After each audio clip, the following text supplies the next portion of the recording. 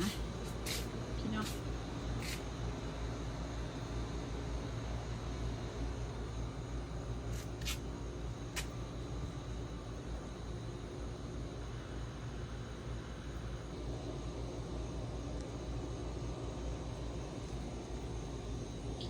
สิพามาเก็บภูเด็กเด้อมื้อนี้มันตอนกลางคืนเขาจะเคี่ยวหมาก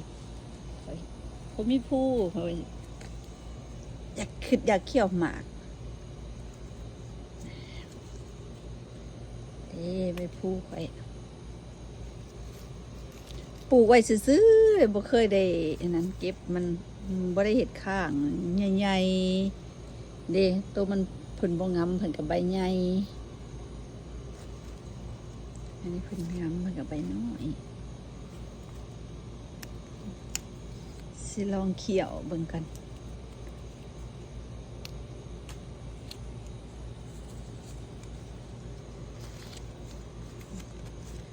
จะใบแบบใดใบใหญ่บ่ใบน้อย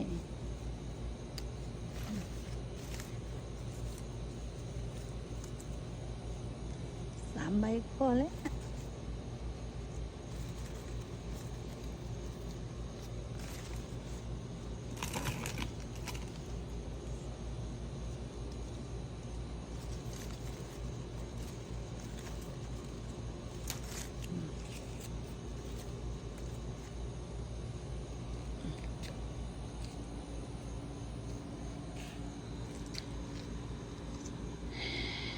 อันนี้มันต้นมะกอกในหน่วยมันนี่มะกอก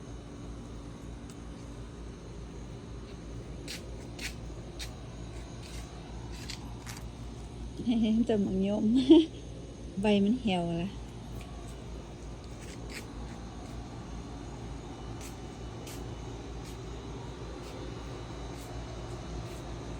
ไอ้ต้นมะฮุงนี่มะฮุงน้อยมะฮุงเตี้ย เริ่มเป็นแต่อยู่ลุมพุ่นหน่วยใหญ่อะไรได้นี่เลยนะ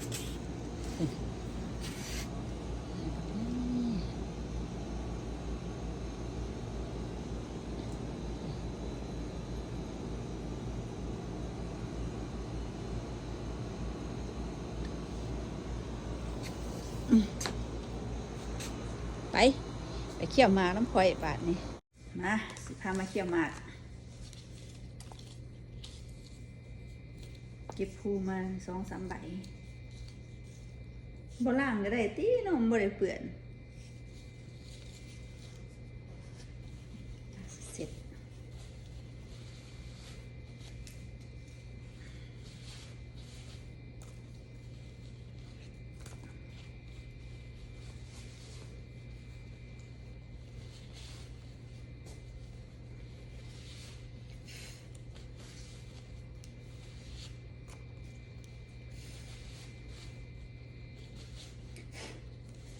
นี่ยังแนว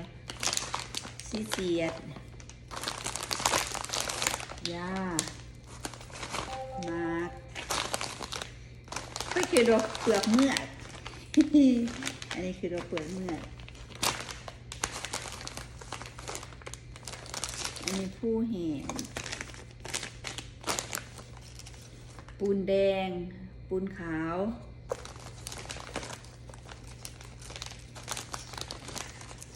ครูเขาเก็บมาเมื่อกี้นี่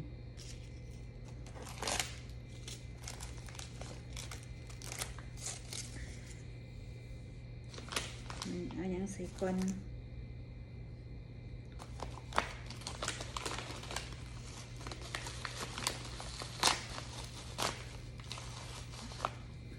สีเสียดคิดว่าสีเขียวแบบนี้เนาะสีเสียดใส่ก่อน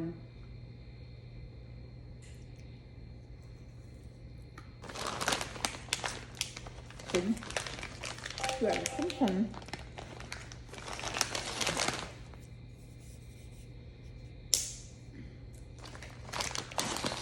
ใส่ร้ายผมนั่นร้ายผมจัง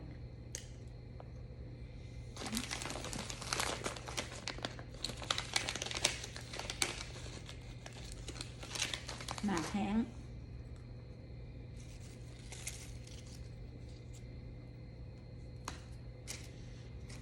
พูดใส่จักใบล่ะใส่3 ใบ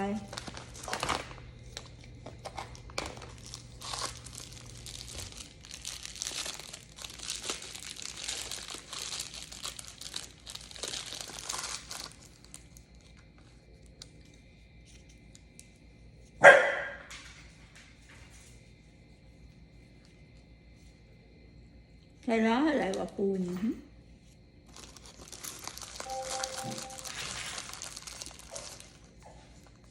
ใส่ล้อพี่กัดปากนะ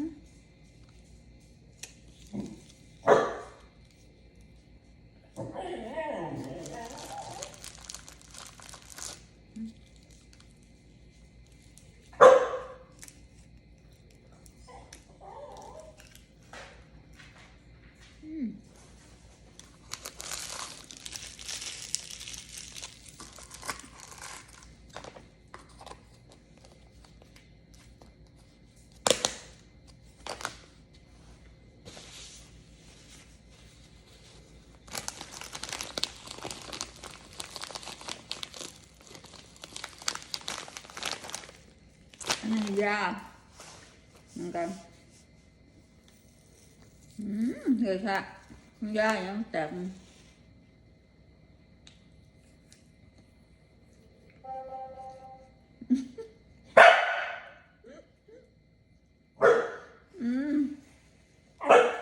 ขออนุญาตเด้อพี่น้อง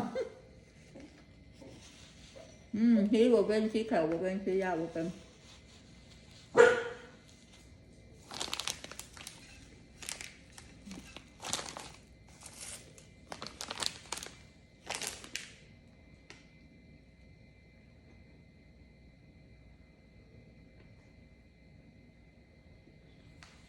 อันนี้ dry bitter leaf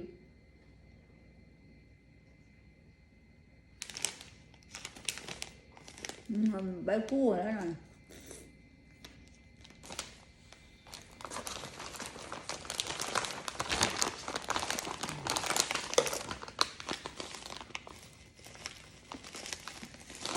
เอาใส่ก่อนหน่อย